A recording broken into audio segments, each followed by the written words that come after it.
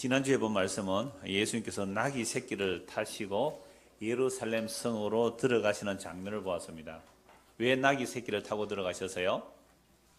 스가랴서의 말씀을 응하게 하기 위해서, 하나님의 말씀을 이루기 위하여 나귀 새끼를 타고 들어가셨습니다. 그러자 수많은 무리들이 호산나 다윗의 자손이여, 호산나라는 말은 우리를 구원하소서, 다윗의 자손이여. 예수님이 메시아로 환송을 하는 거죠. 환영을 하는 거죠. 이게 이제 종려주일에서 종려나무 가지고 흔든다 그렇게 말하는데, 그러니까 예수님께서 나귀 새끼를 타고 일성하니까 앞서는 사람, 뒤를 따르는 사람, 수많은 무리들이 예수님과 함께 가면서 호산나 다윗의 자손이여, 호산나 다윗의 자손이여 그렇게 찬송하며 올라갔습니다. 그런데요, 수많은 사람들이 호산나 다윗의 자손이여 우리를 구원하소서 그렇게 소리를 질렀지만 그 구원의 개념이라는 것도 사람마다 다를 수가 있거든요. 가난한 사람은 메시아여 우리를 부자되게 해주세요, 이런 호산나 있을 수 있잖아요. 우리를 구원하소서. 병든 사람은 호산나 우리를 구원하소서, 다윗의 자손이여 병에서 고쳐주소서. 빚이 많은 사람은 빚을 해결해 주십시오. 또는 다른 힘에 권력에 눌린 사람은 그 권력에서 해방되게 해주세요. 하여튼 백인백색으로 사람들이 호산나를 불러도 그 부르는 목적이 다 다를 거예요. 그래도 일단 누가 왔어요? 메시아 그리스도. 그렇게 기다리고 기다리던 다윗의 자손이 왔다고 하니까, 기적을 보았으니까, 야 정말 이분은 메시아일 거야. 오병이의 기적을 일으키고 죽은 자를 살리시고 병든 자를 고치시고, 정말 이분이 우리의 메시아가 되면 우리의 소원은 다 이루어질 거야. 그렇게 기뻐 환영하면서 예수님은 옹이하여 예루살렘 성으로 입성해요. 이제 예루살렘 성에 들어가면 임금이 되실 거라고 잔뜩 기대하고 들어갑니다. 근데 우리가 지난주 본 말씀대로 예수님은요, 이 평행구절의 요한복음에 보면 예수님은 어떻게 하셔서 예루살렘 들어가시면서 우시면서 울면서 들어갔어요. 왜 우셨어요? 예루살렘이라는 말 자체가 평화의 도시거든요. 이게 예레미야 선지에 나옵니다. 평화에 관한 소식을 네가 알았더라면, 평화에 관한 소식을 네가 알았더라면, 그 평화의 소식을 모르는 거죠. 그들이 원하는 평화는 힘을 가진 메시아가 와서 힘으로 지키는 그런 평화, 남을 정복하고 지배하고 다스리는 그런 힘을 가진 평화를 원했어요. 이게 전 세상의 불행이에요. 힘이 없으면 빼앗기니까 힘을 가지기 위해서 군비 축적을 하는 겁니다. 전 세계의 군비만 다 평화의 일로 사용한다면, 전 세계에 일어난 군비만 평화의 일에 사용한다면 세상에서 굶어 죽을 사람 한 명도 없습니다. 집 없을 사람 한 명도 없어요. 근데 나라들마다 우리가 힘이 있어야 우리의 평화를 지킨다. 그래서 유엔 평화 유지군도 있지 않습니까? 전 세계 유엔 사무관으로 일하는 사람이 그걸 실제 조사를 했습니다. 전 세계에, 우리나라도 그게 한몫되게 합니다. 전쟁 무기만 평화의 산업으로 돌리면요, 전 세계에서 정말 굶어 죽을 사람 가능성 한 명이 없어도 되는데, 이게 인간의 탐욕이에요. 근데 적어도 예루살렘 성은 뭐가 있어야 돼요? 평화가 있어야 되는데, 그 예루살렘 성 안에도 평화가 없었어요. 평화의 소식을 몰랐어요. 평화의 사자로 오시는 예수 그리스도를 배척해버린 거죠. 왜? 우리가 원하는 평화는 어떤 평화를 원해요? 그럼 대한민국 사람들이 데모하고 막 이렇게 할 때 어떤 대한민국을 원해요? 힘 있는 나라. 감히 미국이나 러시아나 중국이 함부로 일본이 까불지 못하는 그렇게 강력하고 능력이 힘 있는 나라, 그걸 다 원해요. 이건 성경에서 말하는 평화 전혀 다른 개념의 평화이거든요. 그래서 평화의 왕이 나귀 새끼를 타고, 겸손하여 나귀 새끼를 타고 예루살렘 입성할 때 사람들은 호산나 다윗의 자손이라고 불렀지만, 사람들 마음에 구원의 개념이 다 달렸기 때문에 메시아 개념도 다 다르게 되는 거죠. 그러니까 예수님 우시는 거예요. 예루살렘아 예루살렘아 우시면서 예수님은 예루살렘 성으로 들어가셨어요. 그러나 예루살렘에는요, 가장 중요한 뭐가 있어요? 성전이 있죠. 예루살렘 성에 성전이 있습니다. 그 성전에서 거룩하게 여호와께 제사를 드렸어요. 그 성전에서 계시가 떨어지기도 해요. 세례요한의 아버지는 성전에서 뭘 받았어요? 계시를 받았잖아요. 그렇죠? 그 당시에 언약궤는 그 당시에 없었어요. 그러나 그 앞에서 제사를 드렸단 말이에요. 그러나 율법이 있고 제사장이 있고 성전이 있고, 여기서 우리는 이렇게 성전에 제사를 잘 드리면 이 도시는 평화의 도시, 하나님께서 지켜주시는 평화의 도시가 될 줄 그렇게 알고 열심히 성전에서 제사를 드리고 있었습니다. 근데 그런 예루살렘을 보시고 그런 성전을 보시고 예수님께서 예루살렘 성으로 들어가서 가장 먼저 하신 일이 뭐예요? 성전에 들어가셨습니다. 12절 보십시오. 12절. 예수께서 성전에 들어가사 성전 안에서 매매하는 모든 사람들을 내쫓으시며 돈 바꾸는 사람들의 상과 비둘기 파는 사람들의 의자를 둘러 엎으시고 그들에게 이르시되 기록된 바 내 집은 기도하는 집이라 일컬음을 받으리라 하였거늘 너희는 강도의 소굴을 만드는도다 하시니라. 지금 예수님께서 예루살렘에 들어가는 절기는 무슨 절기예요? 유월절. 가장 중요한 유월절. 3대 절기 중에 최고의 절기 유월절. 이스라엘 백성의 출애굽한 그날을 기념하여 유월절. 그리고 이스라엘 백성 3대 절기에서 77절, 오순절한 77절, 그 다음에 수장절. 그러면 이렇게 3대 절기는요, 이스라엘 유대 성인 남자는 누구나가 예루살렘으로 와야 돼요. 그러나 1년에 3번은 성전 순례를 해야 되죠. 어떤 사람은 일주일 걸릴 수도 있어요. 그러려면. 그렇게 예루살렘으로 몰려오니까 얼마나 수많은 사람이 몰려올까요? 근데 저 멀리서 저 시골에서 예루살렘 오려면 뭐 양을 한 마리 끌고 오면 얼마나 힘들어요. 그래서 그걸 돈을 가져와서 예루살렘 성전 가까이서 그 돈으로 양을 잡아서 사서 성전의 제사로 드릴 수 있도록 율법에도 허락을 해놨습니다. 그러니까 수많은 사람들이 몰려와서 돈을 들고 와서 양을 사고 또는 뭐 소를 사고 비둘기를 사고 그렇게 살 거 아니에요. 그 다음에 성전세는요 1년에 한 번 내야 돼요. 반세겔. 모든 유대인 성인 남자는 성전에 반세겔 내니까 일반적인 통용되는 돈을 가지고 와서 성전에 통용되는 돈이 따로 있습니다. 이 당시는 우리처럼 화폐가 아니라 은이나 이렇게 달아서 하는 거기 때문에 성전에 통용되는 화폐로 이렇게 환전을 해야 됩니다. 그럼 외국 가실 때 환전하면 뭐 줘요? 그냥 환전해 줍니까? 수수료를 줍니다. 그러니까 반세겔의 수수료가 약 24분의 1 수수료를 줘야 돼요. 그러면 수수료 하는 그 사람은 영업하는 거잖아요. 그 다음에 소 팔고 양 팔고 하는 사람들도 영업하는 거죠. 이들은 누구 허락을 받아야 되죠? 제사장, 성전의 제사장 허락을 받아야 돼요. 그러면 그 이권이 있겠습니까? 없겠습니까? 어마어마합니다. 여러분 절에는요 4월 초 8일 하루 벌어서 1년을 먹고 살아요. 그러니까 3대 절기니까 1년에 3번 대목 보면요 1년 먹고 사는 거예요. 어마어마한 사람들이 몰려오는 그 시대에 환전해주고 그 수입이 얼마나 되겠어요? 그러면 그 환전하는 권리를 누구에게 주고 계세요? 제사장이 주잖아요. 제사장과 레이지파와 성전에 구속된 사람들이 한 20만 명 정도 성전 때문에 먹고 산대요. 어마어마한 기업이죠. 20만 명, 약 30만 명 정도가 성전 때문에 먹고 사는 사람들이에요. 그 이권들이 얼마나 대단했겠느냐 말이죠. 그런데도 이렇게 하는 것이 율법에도 허락됐기 때문에 그들은 거룩한 하나님의 일을 한다고 장사한 거예요. 환전해주고 소, 양 사고 팔고 있단 말이에요. 근데 예수님께서 예루살렘 성에 가장 먼저 들어가셔서 요한 보면 녹금으로 채찍을 만들어가지고 짐승들 다 쫓아내고 환전상상 다 둘러 엎어버렸어요. 예수님의 이런 과격한 모습 상상이나 됩니까? 그러니까 예수님께서 이 성전을 뒤집어 엎음으로 말미암아 이미 예수님을 죽이기로 결의했지만 정말로 예수님을 십자가에 못 박아 죽이는 재촉하는 일이 일어난 겁니다. 그래서 예수님이 일부러 그렇게 시위하신 거예요. 이거 시위한 거예요. 이 성전은 헐라. 내가 3일 만에 일으키겠다. 요한 예수님 그렇게 말씀하시잖아요. 성전을 다 둘러 엎어버리는 겁니다.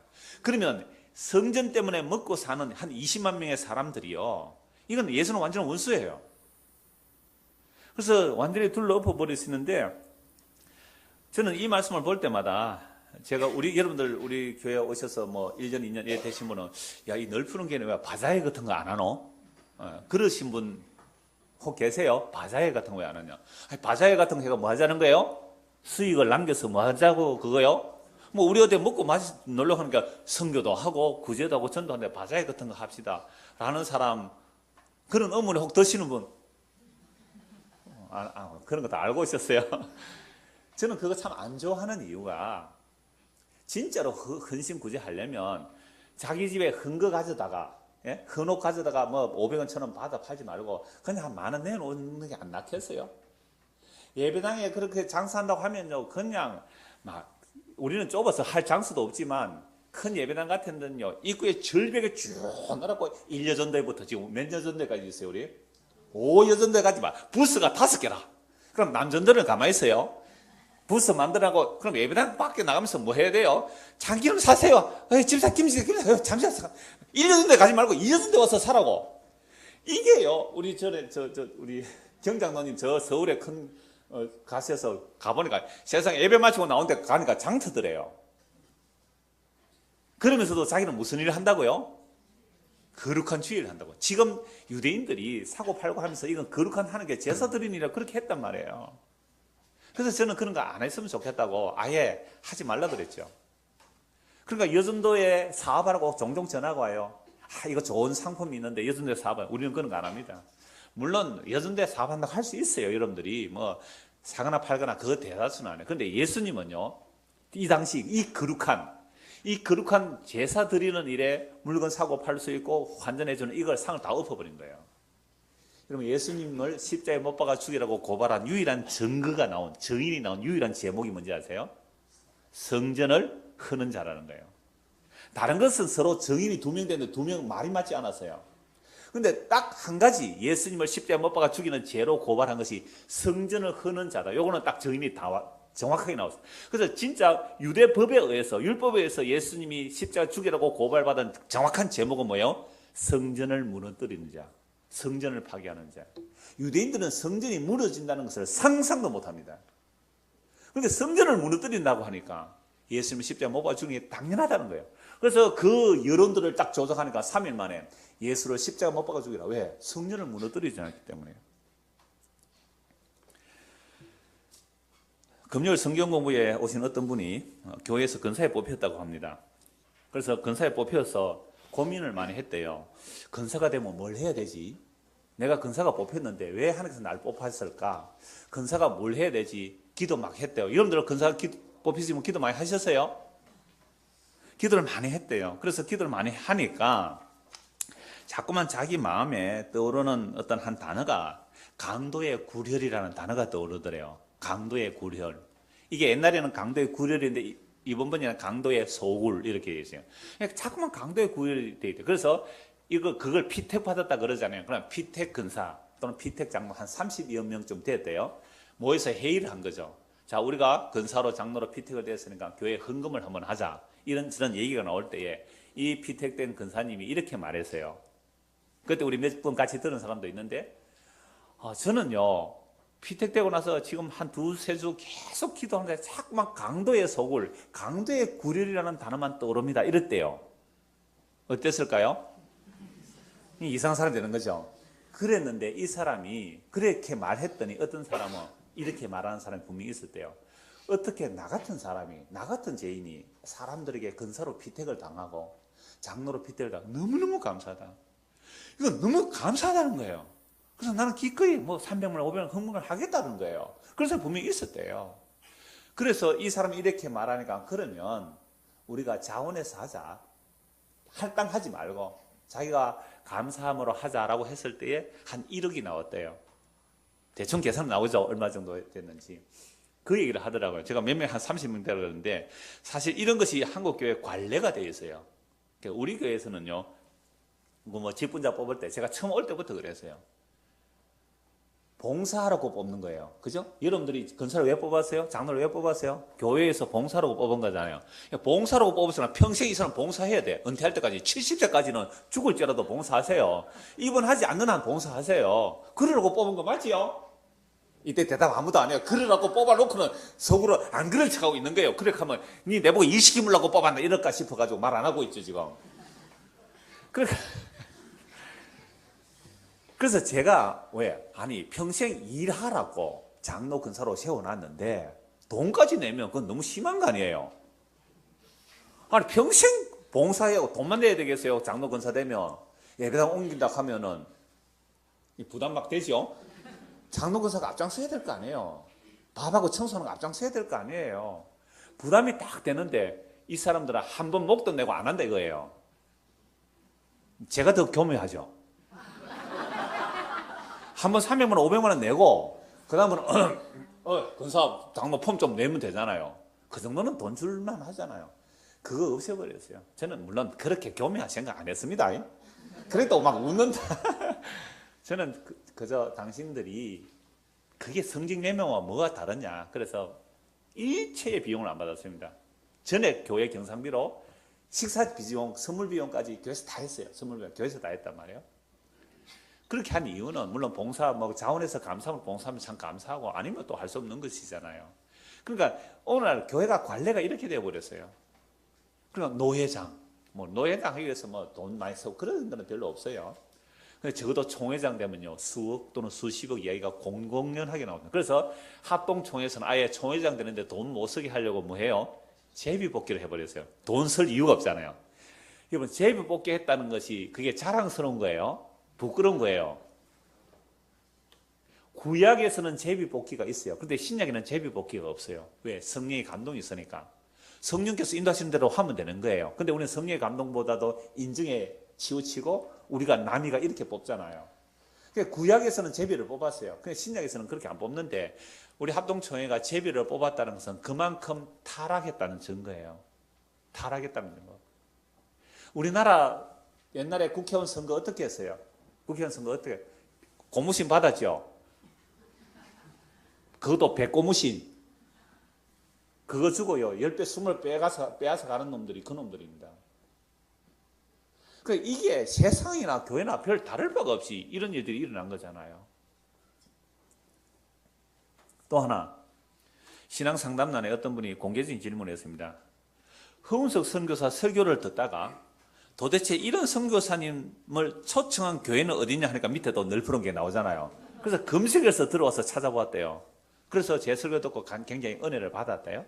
그러다가 또 집으로 가자 노래를 듣고 그 목사님 또 설교를 찾아 들었는데 인터넷에서 검색을 해보니까 호불호가 너무 극명하게 갈리더라는 거죠. 그래서 많은 사람들이 비판하는데 왜 그렇게 비판을 해요? 그의 죽음에 대한 이야기도 했는데 제가 오늘 설교 연결과 하면 이런 말씀이에요. 우리 교회도 허운석 선교사 설교를 듣다가 이런 선교사를 그래서 제가 답을 이렇게 했어요.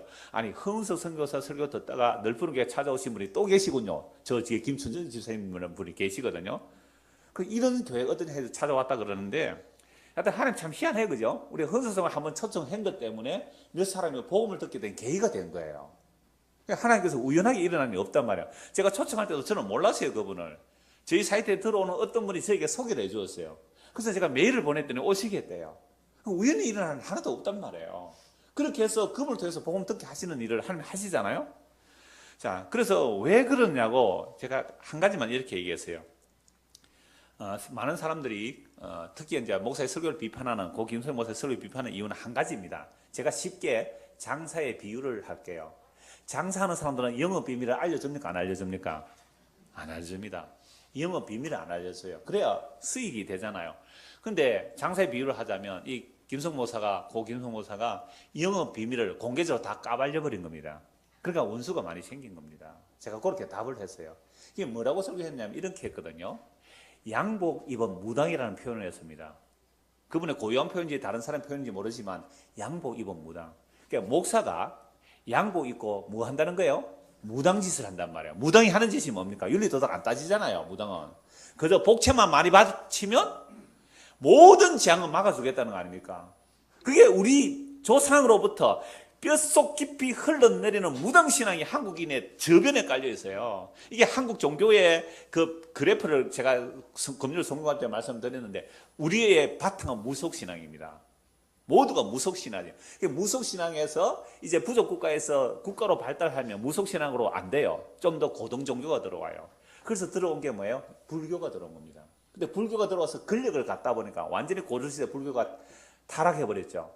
불교가 타락하니까 대체 종교는 아니죠. 유교가 들어왔어요. 그러니까 우리는 샤머니즘의 바탕에 깔려있고 그 위에 불교가 깔려있고요. 그 위에 유교가 깔려있어요. 그러니까 장로교라는 것이 한국에서만 먹혀요. 외국에서는 장로교 힘 못 써요. 다른 데는 회중교예요.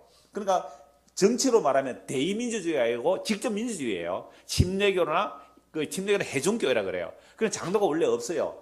그 감리교도 원래 장로 없어요. 그런데 감리교, 침례교 요새 장로 있어요, 없어요? 왜 세웠을까요? 한국에는 장로로 세워져야 교회가 부흥이 돼요. 이게 유교 문화예요. 나이가 많아서 장로가 아니라 교회에서는요 정말 신앙이 앞선 사람이에요. 근데 이 유교 문화가 있다 보니까 다른 원래는 장로가 없는 교단들도 막 장로를 세운다니까요. 무슨 목적을 위해서? 네, 교회 성령을 위하여. 뭐 하다가 이까지 나갔습니까? 신앙상도, 예. 그래서 보세요. 무당, 우리 안에는 무속 종교가 가득 들어있고 그 위에 불교와 유교가 점철되어 있는 가운데 이제는 무슨 옷을 입고 있어요? 기독교라는 옷을 입고 있지만 하는 짓은 무슨 짓이에요? 샤머니즘, 무당 춤추는 무당 푸덕거려 같다. 또 하나, 저는 옛날에 장군죽비라는 책을 봤는데요. 이 사람 휴엄 스님이에요. 정말 불교, 제대로 된 불교 스님이세요.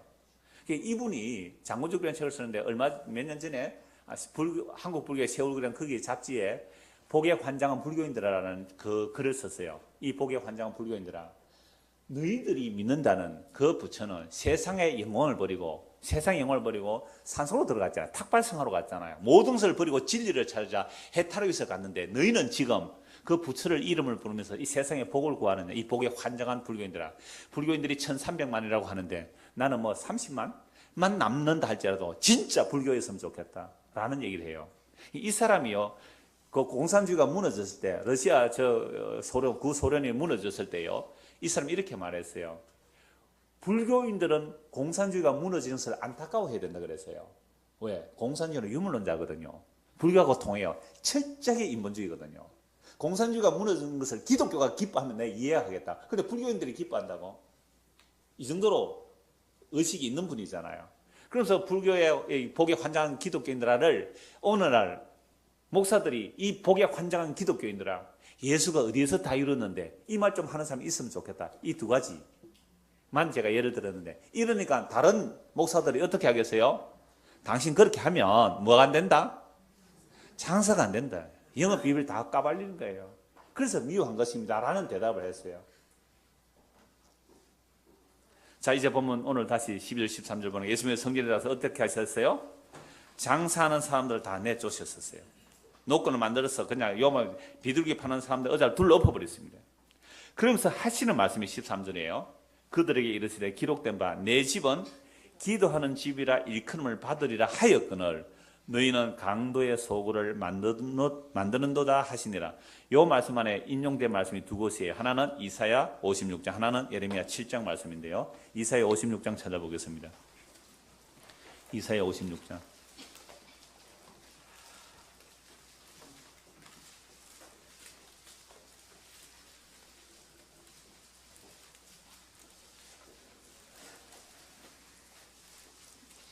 (6절부터) 보겠습니다.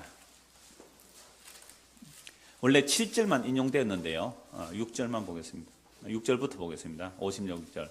또 여호와와 연합하여 그를 섬기며 여호와의 이름을 사랑하며 그의 종이 되며 안식일을 지켜 더럽히지 아니하며 나의 언약을 굳게 지키는 이방인마다 내가 곧 그들을 나의 성산으로 인도하여 기도하는 내 집에서 그들을 기쁘게 할 것이며 그들의 번제와 희생을 나의 제단에서 기꺼이 받게 되리니 이는 내 집은 만민이 기도하는 집이라 일컬음이 될 것입니다. 이스라엘에 쫓겨난 자를 모으시는 주 여호와가 말하노니 내가 이미 모은 백성 외에 또 모아 그에게 속하게 하리라 하셨느니라.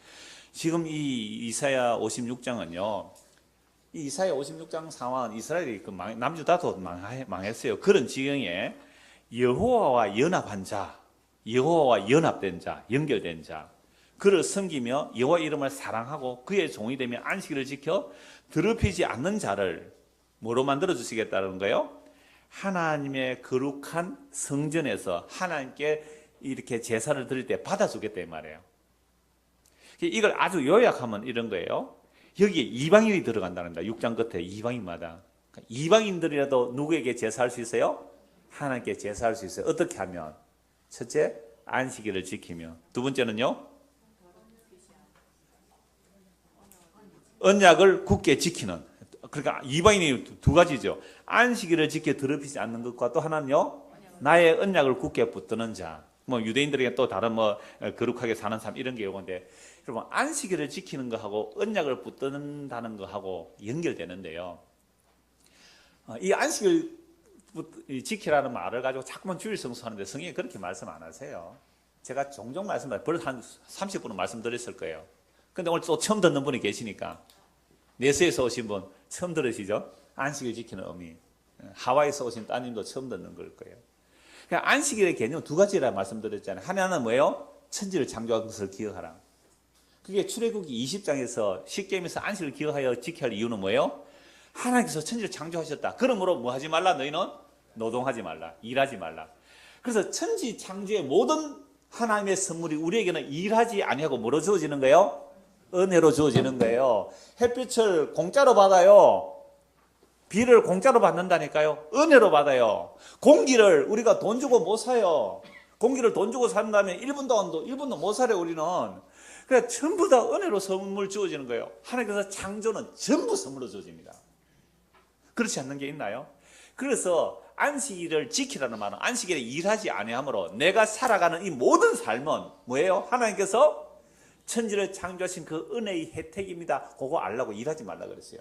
두 번째, 40년 지나서 신명기 5장에서 똑같은 십계명입니다. 다른 내용은 다 똑같아요. 그런데 안식일 개념이 달라져요. 창조의 개념이 없어요. 신명기 5장에서 안식을 지키라는 말은 구원을 얘기해요. 너희가 애굽에서 구원받아 나왔기 때문에 아무 일도 하지 말고 노동하지 말고 남종이나 여종이나 짐승조차도 일 시키지 마. 왜요? 구원이란 전적으로 하나님의 은혜다. 구원이 전적으로 하나님의 은혜다. 그래서 우리가 일요일에 일 안 하는 거 좋아요. 왜? 야, 넌 다른 사람이 일요일에 일하는데 너 왜 일 안 하니? 구원이 하나님의 은혜입니다. 구원이 하나님의 은혜입니다.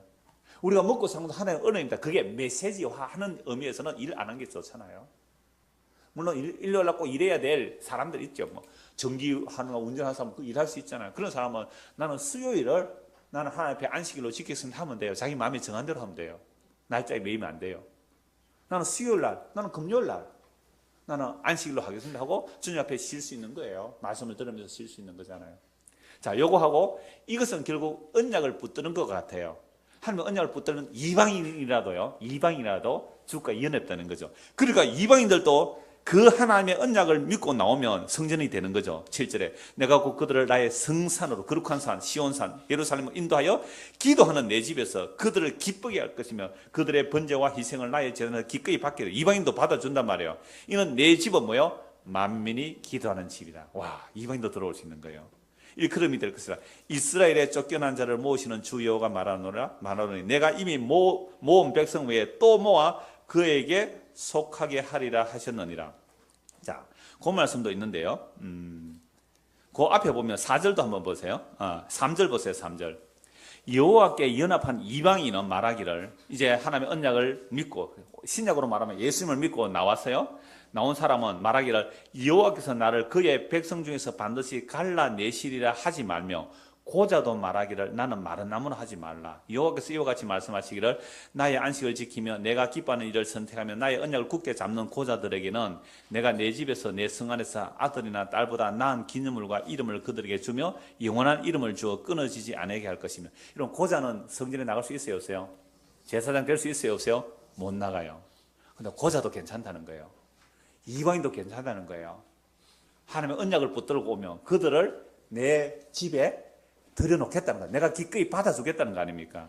그래서 8절에 이스라엘의 쫓겨난 자를 모아내시고 이스라엘의 쫓겨난 자를 모아내시고 여호와는 내가 이미 모은 백성 위에 또 모아 그에게 속하게 하리라. 쫓겨난 자도 모아내고 아직도 덜 모아진 자를 내가 모아내겠다는 거죠. 이게 이사야 56장의 예언인데 예수님께서 성전을 청결케 하시면서 성전을 무너뜨리라 그러잖아요. 그래서 예수님께서 내가 이 성전을 다시 만들어내겠다는 거죠. 요한복음에서 예수께서 말씀하셨잖아요. 이 성전 헐라 내가 3일 만에 일으키겠다. 제자들이 알아들어요? 못 알아들어요? 언제 알아들었습니까? 십자가에 죽으시고 부활하시고 3일 만에 부활하시고 성령이 임하게 되냐. 그래서야 성전이라는 것은 건물이 아니라 예수 그리스도의 몸이 성전이구나. 그걸 알아들었죠. 그런 것처럼 지금 예수님께서 이사야 56장에 말씀을 하시면서 내 집은 만민이 기도하는 집이라 그랬는데 너희는 지금 이방인을 갈라내고 고자라고 갈라내고 고아라고 갈라내고 제일이라고 갈라내는데 아니야. 그들이 언약 안에 들어오면 내가 나에게로 모아낼 것이다. 그런데 너희는 지금 성전이라고 이방인의 뜰, 그러니까요 이방인들이 율법을 따라 들어올 수 있잖아요. 그러면 이방인들을 딱 차이를 둬요. 이방인의 뜰, 요거는 이방인만. 그 다음에 이방인보다 조금 높은 사람이 유대인 중에 여자예요. 요거 여자들이 오는 뜰. 여기는요 유대인 남자들이 오는 뜰, 여기는 제사장이 들어가는 뜰. 구분을 쫙 해놨어요. 이미 이게 성전의 모습이 아니라는 거죠.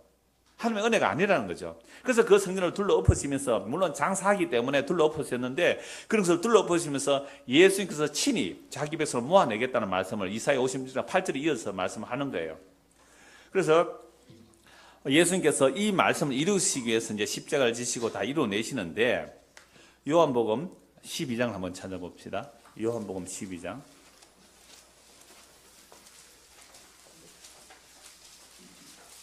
32절. 내가 땅에서 들리면 모든 사람을 내게로 이끌겠노라 하시니, 이렇게 말씀하시면 자기가 어떠한 죽음으로 죽을 것을 보이십니다. 요한복음에서 내가 들린다는 표현이 3번 나와요. 3번 나오는데, 첫 번째는 내가 들리면 너희에게 영원한 생명을 주겠다는 것이 요한복음 3장 14절 15절 말씀이에요. 이거 우리 금요 공부할 때 다 한 내용인데요. 내가 땅에서 들리면 너희에게 생명을 주겠다는 것이 요한복음 3장에 나온 말씀이고요. 그 다음에 내가 누구인지 너희로 하여금 알게 하겠다라는 것이 요한복음 8장 28절이에요. 그래서 예수님이 누구신지 알고 그 예수님을 믿게 되는 것은 다 무엇으로 일어나는 일이에요? 내가 들리면. 그러니까 예수님께서 성전을 청결케 하고 성전을 무너뜨리고 자기가 성전 된다는 말이 이게 다 포함되는 거예요. 그러니까 내가 들리면, 내가 십자가에 죽으면 성전이 완성되는 거잖아요. 내가 성전이 완성되면 너희들에게 영원한 생명을 줄 뿐 아니라 내가 누구인지 알기도 해주겠다. 그래서 예수를 알고 믿는 것은 무엇 때문에 일어나는 거예요? 우리에게 예수님께서 들리심으로. 내가 들리면. 놀라운 표현이에요. 우리 금요 보면 너무너무 놀라워. 내가 인자가 들리면, 땅에서 들리면 너희에게 생명을 주고, 내가 생명을 주는 분임을 알게 하는 것도 내가 들리면 하겠고, 오늘 이 성전 얘기에서 이사야 56장 8절 말씀, 쫓겨난 유대인들을 모아낼 뿐 아니라 더 모아서 나에게로 이끌어 들어가겠다. 이 일도 누가 어떻게 하시겠다는 거예요? 요한복음 12장 오늘 읽은 말씀에서 30, 33절 뭐라고 해요? 내가 땅에서 들리면 모든 사람을 내게로 이끌겠노라. 이렇게 말씀하시면 자기가 어떤 죽음으로 죽을 것을 보이십니다. 그게 십자가의 들림으로 우리를 자기로 끌어당기는 거예요. 오늘 우리가 내 발걸음으로 부산서 여기 오고 여수서 여기 오고 온 게 아니에요. 거기서 설교 듣다가 여기까지 찾아오고 이런 게 아니란 말이에요. 누가 잡아당겨야 돼요? 그러니까 만약에 여러분들이 저의 설교를 듣고 저에게로 모여들면 안 돼요. 그죠? 여러분들이 저의 설교 저에게로 들어오면 제가 여러분들에게 영생 줄 수가 없거든요. 제가 여러분들을 성전을 만들어내는 능력이 없어요. 그래서 저는 예수 그리스도를 가리키는 손가락일 뿐이에요. 그래서 여러분들이 예수 그리스도를 바라봐야 되는 거죠.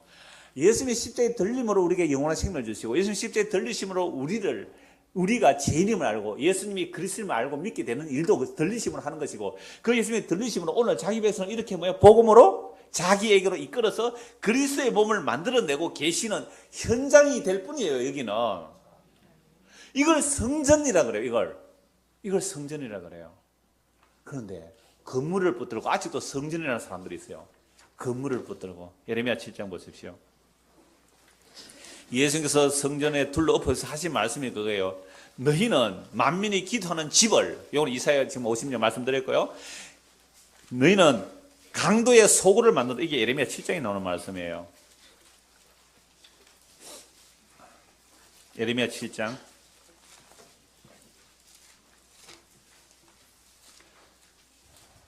이 예레미야는 몇 년 전에 말씀을 다 드렸으니까 여러분 아마 보시면 기억이 나실 겁니다.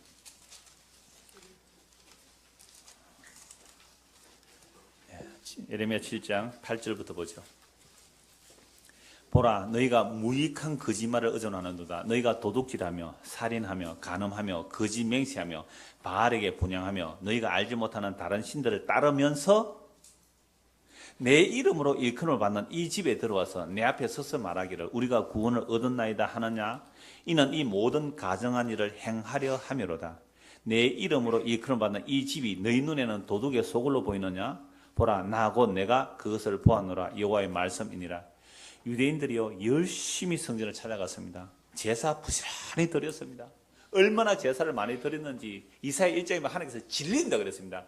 내가 너희의 제물에, 너희의 헌물에, 너희의 기도에 내가 질린다. 너희의 손에 피가 가득한데 내가 너희 것을 하나님들 받겠느냐. 이사야 선지자, 예레미야, 스가랴 다 마찬가지예요. 구약의 선지 다 말씀하고 있어요. 근데 오늘 이 땅의 교회들이 구약에 마치 제사 잘 드려야 복 받는다는 식으로 말한다면 그건 아직도 선지서도 모르는 거예요. 정말로 이들이 열심히 갖다 바쳤단 말이에요. 그런데 하나님께서 뭐라고 말씀하세요? 여러분 청문회 보셨잖아요. 오늘 주일학교 설교 때 말씀드렸지만 청문회 그 죄인으로 불려 나온 사람들 중에 그 예수 믿는 사람들 있을까요, 없을까요? 아마 뒷조사 하면 많을걸요. 많을까요? 예수계 회장이 출소하면서 뭐 들고 나왔어요? 이거는. 그러면 그들이 이화여대 총장 되면 교회 다녀야 되겠어요? 안 다녀야 되겠어요? 이화여대가 기독교 정신으로 지어진 학교거든요. 근데 그 안에서 온갖 불법과 거짓말, 뻔히 보이는 거짓말을 하고 있잖아요. 그러면서 교회 가서는 뭐라고 할까요? 주여 예수님의 피로 우리가 구원을 받았나이다. 물론 강도가 구원받는 건 맞아요. 그런데 그걸 합리화하고 있단 말이에요. 이사야서 이걸 고발합니다. 그래서 너희가 무익한 거짓말을 의존하는데 도둑질, 살인, 간음 우리 다 하잖아요. 이거 아는 사람 있어요? 우리 도둑질, 살인, 간음 하잖아요. 거짓 맹세하고 바알에게 분향하고 너희가 알지만 다른 신들을 따르면서 내 이름을 일컬음 받는 이 집에 들어와 내 앞에 서서 말하기를 우리가 구원을 얻었나이다 하느냐. 이는 이 모든 가정한 일을 행하기 위해서 너 그렇게 하지. 이 죄 짓기 위해서 구원의 확신을 한번 받아놓고 또 죄지로 가는 거예요. 그 구원파하고 뭐 다르냐 말이에요. 이걸 가지고 또 이제 개혁교회, 개혁주의를, 원리를 외치는 사람은 봐라. 그러므로 우리가 예수 믿는 것만으로 구원받는 게 아니고 뭘 해야 된다? 성화되어야 된다. 더 착하고 바르게 살아야 된다. 그럼 예수님의 십자가가 완료라는 사실을 모르면, 예수님의 십자가 완료라는 사실을 모르면 자꾸만 인간의 또 주체적인 행위를 또 보태려고 하는 거예요. 그런 얘기가 아니에요. 그러면 교회에 나왔을 때에 그런 사람들은 뭐라 그래야 돼요? 구원의 확신을 받아놓고 또 죄지로 갖는다. 세상 사람들이 오늘 교회 보고 욕하는 게 그거예요. 세상 사람들이 교회 보고 욕하는 게 그거란 말이에요. 적어도 우리가 내가 십자가를 선택하는 것이 아니라 십자가의 들리심으로 우리를 끌어당겨서 그리스도의 몸이 된 사람은 그렇게 살 수가 없어요. 주께서 그걸 막아내세요. 물론 우리가 약하고 악해서 넘어질 수는 있어요. 그러나 의도적으로 고의적으로 계속하는 사람은요, 이름은 예수 믿고 구원받았다 하지만 그건 자기 지식이고 자기 착각이에요. 하나님의 구원은 그런 구원은 없어요. 십자가가 우리를 이끌어내셨다면 그 십자가의 강력한 능력이, 죄와 허물로 죽은 우리를 끌어내는 그 십자가의 강력한 능력이 우리를 그렇게 살도록 내버려 둘 수가 없어요. 그냥 오히려 진짜로 그리스도의 은혜를 입은 사람이라면요, 세상 사람들보다 더 윤리 도덕적인 면에서 더 높은 단계가 마땅해요. 그걸 노력하라 애쓰라는 말이 아니에요. 적어도 우리가 그리스도가 어떤 분인지 알고 하나님이 경외가 어떤지 알면 그거 알아야 돼요. 내가 오늘 주일학교 아이들에게 그 얘기했어요. 부모들아 자녀를 노엽게 하지마. 자녀들아 부모에 공경하고 남편은 아내를 사랑하고 괴롭히지 말고, 또 아내는 뭐요? 남편의 복종, 그런 얘기. 종은 상전에게 죽게 하듯 하라. 그 종은 주인에게 이 노예거든요. 노예가 정말 자기 주인에게 주님께 하듯이 해라. 내가 그 말씀 전했어요. 그 말씀 하면서 제가 오늘 그 어느 목사님 설교를 들으니까 한국 유리 사장 얘기가 나오더라고요. 주일학교 했는데 잠시 한 번 더 얘기할게요. 한국 유리 사장님이 북한 사람이었어요. 중국과 무역을 했을 때에 그 해 콩을 많이 이제 사다 놓았는데 콩값이 뭐 콩이 농사가 안 됐는지 얕던 금액이 한 4배를 뛰었대요. 그러면 4배 받으면 되잖아요. 그럼 살 때는 안 올랐어요. 팔 때는 그렇게 올라서, 근데 중국 사람들에게 원래 산 가격으로 그냥 조금만 이문당겨 팔았대. 그냥 중국 사람들 완전히 이삼시다. 중국 사람들은요 가족밖에 안 믿어요. 그래서 일부러 때로는 돈을 이렇게 거래할 때에 10만 원 같으면 15만 원 좀 준대요. 이 10만 원. 그 집에 와보고 15만 원 같으면 입말 폭행하면 그건 끝나는 거예요. 그걸 돌려줘야 돼요. 몇 번 그렇게 해서 신뢰를 받으면 완전 가족으로 하네. 그래서 많이 도움을 받아요. 이 사람이 또 뭐 한국 전쟁 때 이제 한국으로 와서 뭐 행하는 그런 일들이 쭉 얘기가 되던데요. 피난 갈 때, 전쟁에서 남쪽으로 피난 올 때 은행 가서 돈을 갚았대요. 그래 은행 직원이 놀랐대요. 아니 전부 피난 가는데 이때는 은행 불타보면 돈도 못 받잖아요. 그런데 왜 돈을 갖고 가느냐에 그러더래요. 돈을 갖고 갔대요. 갚고 피난 갔대요. 그렇게 해서 한국 유리 뭐 사장님 됐다는 얘기를 들었는데, 또 설교 예화로 들었으니까 제가 책을 직접 본 건 아니에요. 여러분 이렇게 사는 건 마땅한 거 아니에요? 당연한 거 아니에요 이게? 그래서 그리스도가 우리를 당겨 간다 이 말이에요. 그러니까 예레미야 7장 1절 보세요. 여호와께로부터 예레미야의 말씀입니다. 이르시되 너는 여호와의 신문에 서서 이 말을 선포 이르기를 여호와께 예배하러 이 문에 들어가는 유다 사람들아 여호와의 말씀을 들으라. 그러나 안식일에 또는 절기에 얼마나 많은 사람이 예루살렘 성도 더 몰려올까요? 그 앞에 예레미야 선생이 딱 막아서는 겁니다. 만군의 여호와 이스라엘 하나님께서 이와 같이 말씀하시되 너희 길과 행위를 바르게 하라. 그러면 내가 너희로 이곳에 살게 하리라. 너희는 이것이 여호와의 성전이라 여호와의 성전이라 여호와의 성전 하는 거짓말을 믿지 말라. 구약의 성전에 제사 드리고 있잖아요. 그 성전 앞에 예레미야서는 딱 가로막고 서 있습니다. 수많은 사람들이 와요. 여러분들 왜 옵니까? 여기 여호와 성전이잖아요. 뭐하러 온대요? 예배하러 오죠. 제사하러 오죠. 이게 여호와의 성전이라고요? 이게 여호와의 성전이라고요? 이거 도둑내 소굴입니다. 믿지 마세요. 여러분 우리 안내하시는 분들이 그렇게 하세요. 입구에서 여기 왜 옵니까? 딱 붙어서서 왜 옵니까? 이 성전에 이 성전 아니거든요. 이 도둑내 소굴입니다. 이 도둑 소굴입니다. 이거 성전 아닙니다. 라고 하세요. 안내하시는 분들이.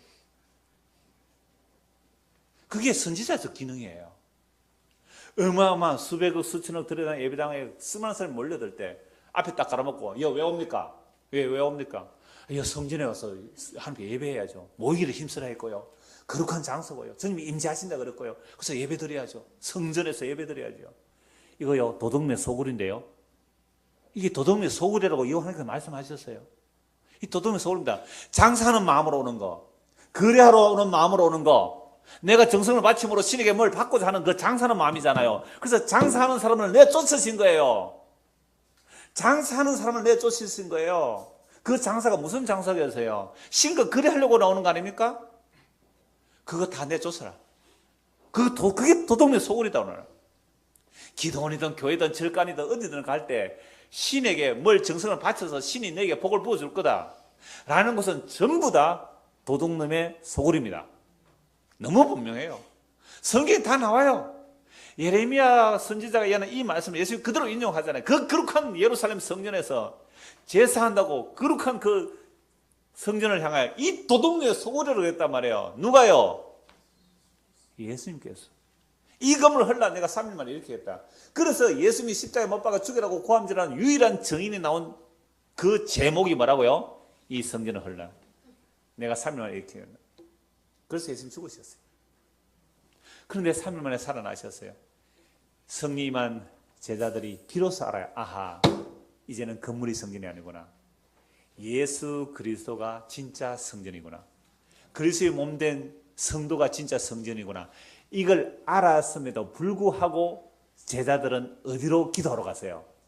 성전으로. 왜 그랬을까요? 이 간격이 너무 커요. 어려서부터 율법의 의식으로 그냥 3대 절기는 성전에 나가야 성전에 나가야 돼. 그게 골수에 박혀 있었습니다. 예수님께서 3일만 부활하셨어요. 그러니까 요한복음이 기록된 것은요, 근 1세기 돼요. 그러니까 이 사도들이 이 요한복음을 기록한 사도 요한은요, 이미 복음서를 아는 거예요. 그리고 바울 서신도 알아요. 그래서 요한복음이 가장 마지막에 기록됐다 봐도 돼요. 이 복음서의 가장 마지막 기록 요한복음은요. 그래서 예수 그리스도가 성전이 된다는 사실을 그제서야 정말 깨달은 거예요. 그러니까 어려서부터 그 습관이 얼마나 벗겨지기가 힘든지 아세요? 그래서 제가 종교에 열심히 다녔던 한 10년 좀 다닌 사람은 글쎄요, 복음들은 한 10년 좀 가야 좀 묵은 때가 안 벗겨지겠어요? 물론 은혜가 임하면 순간에 벗겨지는 겁니다. 그건 순간에 벗겨지는데요. 그러니까 예수님께서 지금 이사야 56장과 예레미야 7장 말씀을 딱 한 절에 줄여서 하신 말씀이 뭐예요? 성전을 뒤집어 엎었단 말이에요. 그러면서 이어지는 말씀 또 보겠습니다. 13절 그들에게 이르시되 기록된 바 내 집은 기도하는 집이라 일컬음을 받으려 하였거늘 너희는 뭘 만들었다고요? 강도의 소굴. 이게 이사야 50장 예레미야 7장의 말씀이에요. 강도의 소굴을 만들어 하시니라. 맹인과 저는 자들이 성전에서 예수께 나오며 고쳐주시니. 자, 예수님께서 이 와중에 성전을 뒤집어 엎는 와중에 맹인을 고쳐주시고 저는 자들 왜 고쳐주셨을까요? 진짜 성전이 내다. 데몬스트레이션. 이 시위하는 거예요. 진짜 성전이 내다. 너희는 너희가 맹인이니까 맹인이 맹인을 인도하니까 너희는 둘 다 구덩이 빠지게 만드는데 내가 맹인 눈뜨게 해줄게. 너희는 걷지 못하게 한다. 이들은 내가 걷게 해줄게. 메시아 기능, 진짜 성전의 기능을 예수님께서 지금 막 성전 뒤집어 엎는 중에도 뭐 했어요? 맹인과 전원자를 고쳐주셨어요. 내가 성전이다. 내가 성전. 이걸 보여주신 거잖아요. 놀라운 이 전쟁을 치르는 와중에 맹인과 전원자를 고쳐주심으로 이 건물을 무너지고 내가 성전이 될 거야. 내가 성전이라는 걸 보여주신 거예요. 15절 대제사장들과 서기관들이 예수께서 하시는 이상한 일과 또 성전에서 소리질러 호산나 다윗의 자손에 하는 어린이들을 보고 노하여 그러니까 호산나 다윗 자손이 하고 환영하면서 예루살렘 입성했는데 예루살렘 성전에서는 누가 또 과함 지르면서 뛰댕깁니까? 꼭 애들이 이거 뭣도 모르고 호산나 다윗 자손 어른들이 해서 하니까 지금 뭐 알고 있겠어요? 호산나 다윗 성전을 막 왔다 갔다 뛰어다니면서 호산나 다윗 자손에 해사니까 호산나 다윗 자손에 노래를 찬송을 하니까 찬미를 하니까 누가 분노해요? 대제사장이. 성전에서 하나님께 제사장 대제사장들이 분노를 해요. 진짜 예수가 그리스도이고 그래서 예수가 다윗의 자손으로 오신 분이고 그분이 우리를 구원하실 분이라고 찬송하는데 찬송하는 자를 누가 분노해요? 대제사장들이. 오늘처럼 목사들이 분노하는 거예요. 어떻게 나사렛 예수가 그때에 그 분노하는 대제사장들 예수님이 하신 말씀이 또 나와요. 예수께서 말하되 그들이 하는 말을 듣느냐? 예수께서 이르되 그렇다. 어린 아기와 젖먹이들의 입에서 나오는 찬미를 온전하게 하셨나이다 함을 너희가 읽어본 일이 없느냐?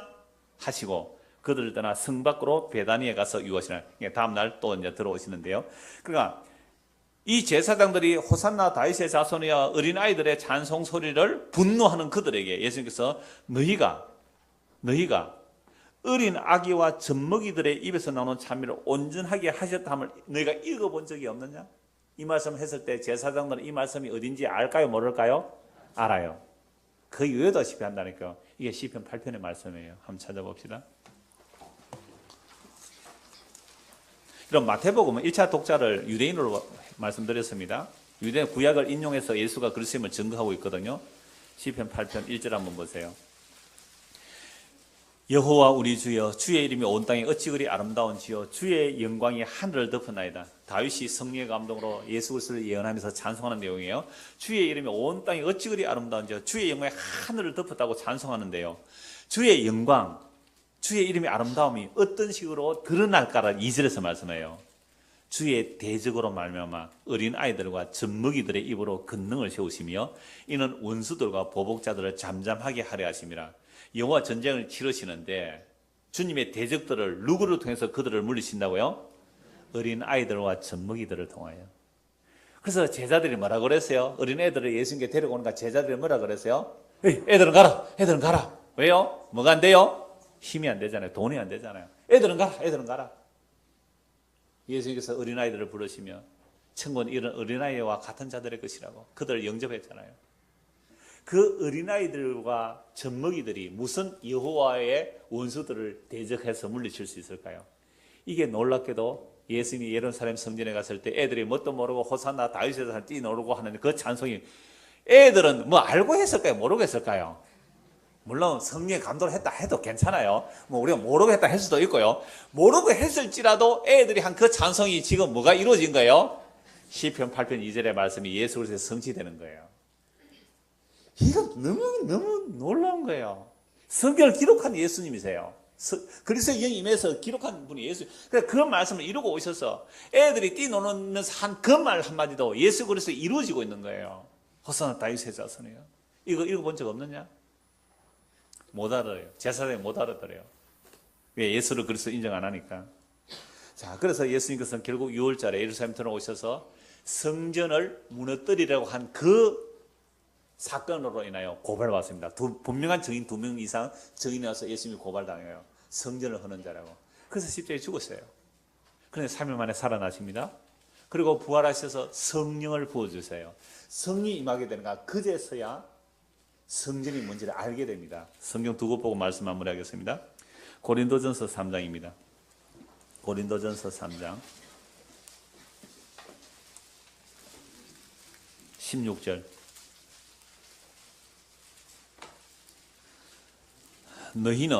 너희가 하나님의 성전인 것과 하나님의 성령이 너희 안에 계시는 것을 알지 못하느냐? 누구든지 하나님의 성전을 더럽히면 하나님이 그 사람을 멸하시리라. 하나님의 성전은 거룩하니 너희도 그러하니라. 자, 여기서 성전을 뭐라고 그래요? 너희라 그러잖아요. 너희가 누구예요? 고린도 교회 성도들을 말해요. 근데 고린도 교회 성전을 보고 너희가 성전이고 하나님의 성이 너희 안에 계시는데 왜 모르느냐? 누구든지 하나님의 성전을 더럽히면 하나님이 그 사람을 멸하시리라. 이게 성전을 더럽힌다는 말은 성전을 멸한다는 거예요. 그럼 성전을 멸한다는 게 뭐냐? 그 더럽힌다는 말이 멸한다는 말과 같죠? 성전을 멸하는데 우리가 성전을 어떻게 멸해요? 고린도서 3장 1절에서 보면 고린도 교회는 뭐가 일어났어요? 파당이 생긴 거예요. 바울 파다, 아볼로 파다, 파당이 생겨버렸어요. 그거 성전을 멸하는 거라는 거예요. 차별하는 거예요.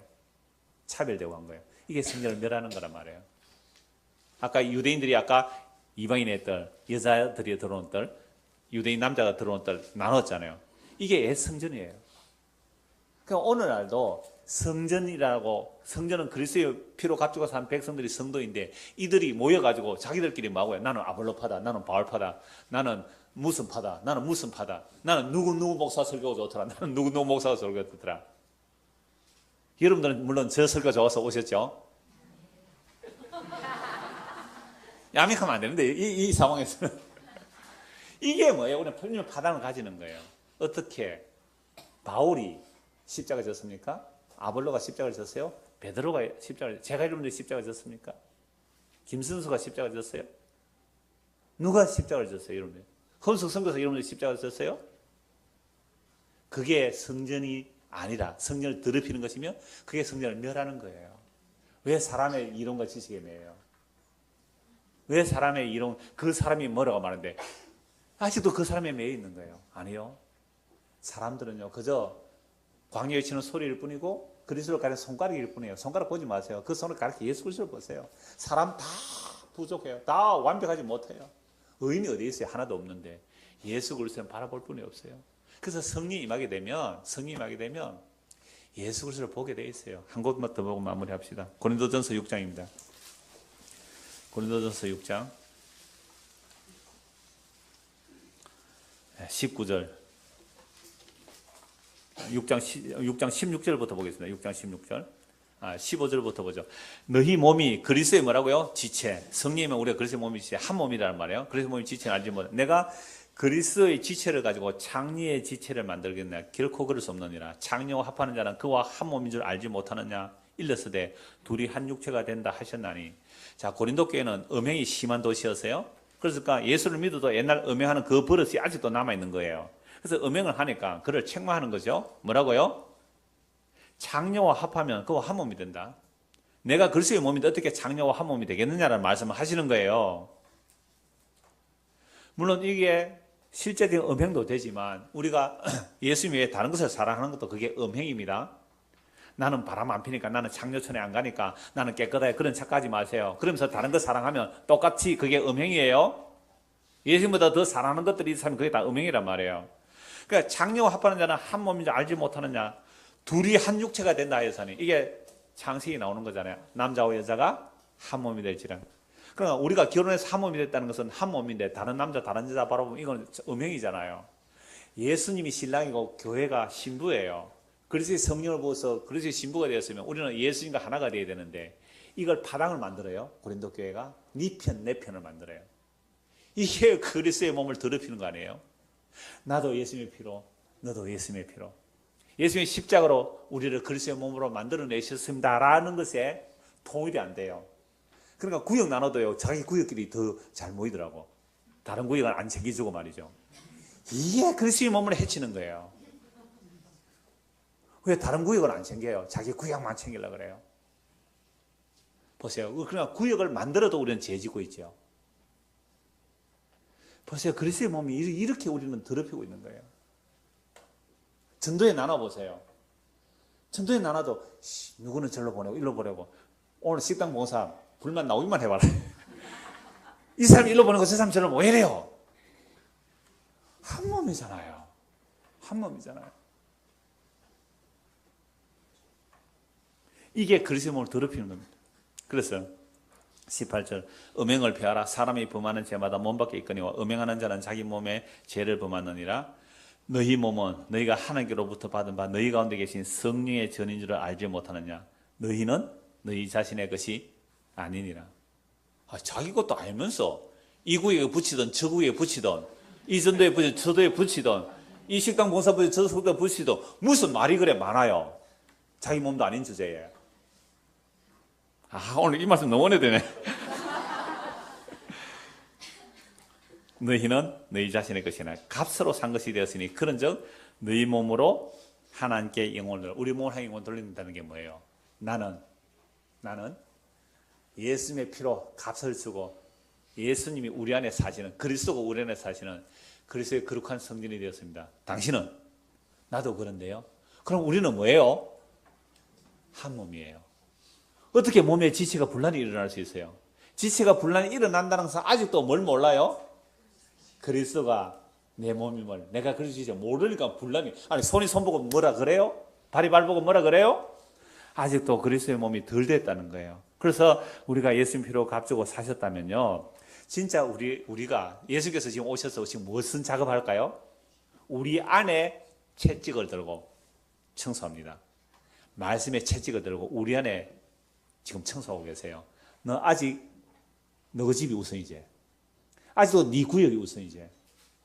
저 부산구역장인데요. 지난주 잘못해가지고 원래는 열심히 하려고 합니다. 부산구역장이. 아주 책만 제가 많이 받았어요, 지금. 그래서 어제 가서 내가 구역 예배하고 왔어요, 부산에 가서. 새해부터 내가 열심히 하겠습니다. 잘못했습니다 하고 내가 사과하고 왔어요. 그러니까, 우리가 그리스도의 몸이라면 이미 이렇게 된다는 것 자체가 그리스도의 몸 아니라는 거예요. 그래서 예수님께서 진짜 2000년 전에 노권 들고 뒤집어 엎듯이 오늘 우리 안에 오셔서 일하십니다.